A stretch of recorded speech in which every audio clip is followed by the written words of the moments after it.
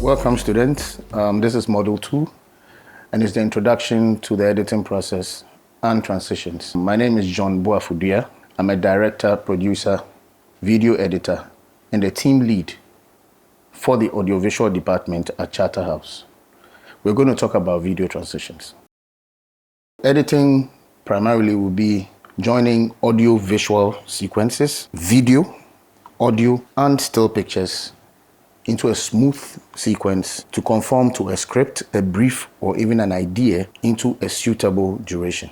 Now, as an editor, there are two forms of transitions. There's the cut, which is an instantaneous change from one scene or sequence to another. And then we have the opticals. Now, opticals is a broad umbrella, and that's where you have your dissolves, your fade-ins, nowadays we have a lot of fancy opticals. Now, before you would even consider wanting to cut, there are a few things that you need to consider. First is the type of editing style that you've decided for a certain project based on the brief or the idea or whatever it is that your client have told you. So if, let's say, for example, let me use a documentary. You know, documentaries are more or less a display of actualities. So you have to make it as believable as possible. So most of the time, you are not advised to use a lot of opticals. When you are doing documentaries, primarily you have to use the straight cuts, so that realism can be felt. So before you even decide to choose this cut, once you've identified your editing style, first of all, you need to check if the image size you are going to add onto your edit is good. You also need to check if the sound or audio is clear. You also need to check if the composition of the shot is good. And then finally, if what you are going to add to your edit would develop the story. So these are some of the things that you need to consider as an editor before you try and start any edit whatsoever. A transition is moving from one part of a video sequence, picture sequence, audio sequence to another. So anytime you do that joint, it is called a transition. So in conclusion, anytime you join a picture or video or even audio to another picture, video, or audio, that joint is a transition, and it can either be a cut or an optical. A dissolve is not too different from a crossfade, but the physical appearance of these two transitions would tell you what it is you want to do. So a dissolve is a smooth movement from a picture or a video to another picture or video. It's very smooth, it's almost seamless, and it's gradual, and you move from one part of the video or picture to another. It's like one picture melts into the other. So that's the dissolve. A crossfade, if you're doing a crossfade with audio, it's quite difficult to notice the difference between that and a dissolve. But with picture, you will notice it. The two images overlap each other. So as one is fading out, the other one is fading in. So sometimes you can get a bit of black, and that will make you know the difference between a dissolve and then a crossfade. When you decide an editing style for any project, you also need to have in mind the types of transitions you want to use to help bring out the beauty of that project as an editor. For example, cuts. The reason why you want to use a cut, and that can even go for some other opticals, is because one, you want to develop the story.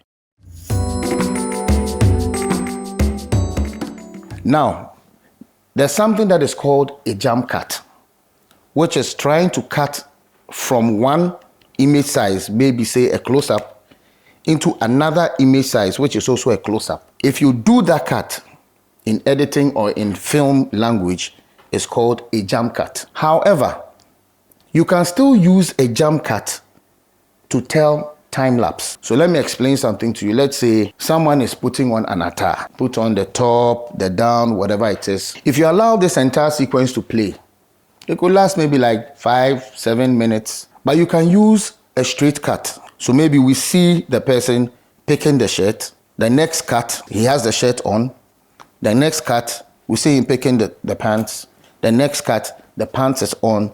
The next cut, the belt is on. Yes, you are using that to tell time lapse, even though it is a jump cut, but it works perfectly. So in a situation like that, you can use cuts to, do this kind of edits. Apart from showing time lapse with, let's say, a cut, you can use a cut to develop the story, like I rightfully said. Because if, let's say, you are doing an action edit, there's a punch in one picture. The next cut, we are supposed to see the punch land. So if, let's say, the first cut, the first shot is, say, a medium shot, the next one that you need to join will be maybe a close-up or an extreme close-up of the punch landing. So therefore, you need a transition, which here is a cut because it's an action edit. You need to understand the types of edits. And some of these things also will inform the type of transition you use. To mention a few, we have action edits, we have elliptical edits, we have form edits. These things can, if you understand them, these things can also inform the type of transitions you use in your edit. You can use a dissolve to tell time lapse. You can use a dissolve to augment emotions in an edit, because you have the luxury of stretching the dissolve. So it dissolves smoothly, and then we see that, oh, the person, they cry, then you go dissolve into another part, with the benefit of sound. It also augments, the emotional feeling of that edit. You can equally use dissolves to move from one part of an editing sequence into another smoothly. So when I say time lapse, for example, let's say there's a long shot of Accra. You can see like a drone shot of Accra. And then you dissolve into, let's say, a house, a long shot of a house. Then you can dissolve further into the house, seeing somebody sitting down, maybe drinking tea. You don't need to show that entire shot of the drone coming all the way down to establish the house and get in there, and then we see the person drinking tea. So with that, you can use it to break time, but you are still helping the story to develop. Yeah. And now when it comes to the other opticals, music videos, allows one to be wild. You can be avant-garde.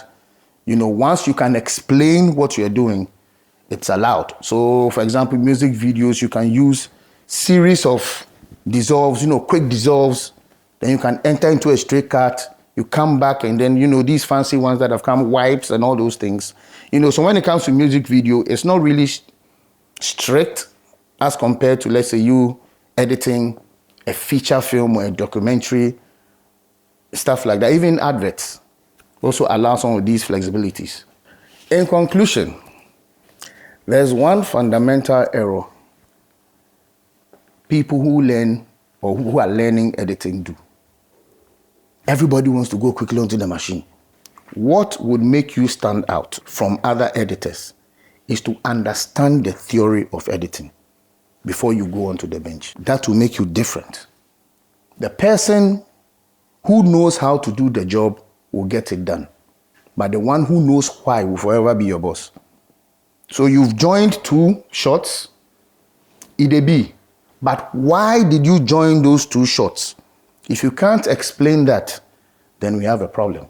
So focus more on the theory aspect, and then once you get onto the machine, it's simple, it's seamless, and don't be scared to try and break rules. Try it.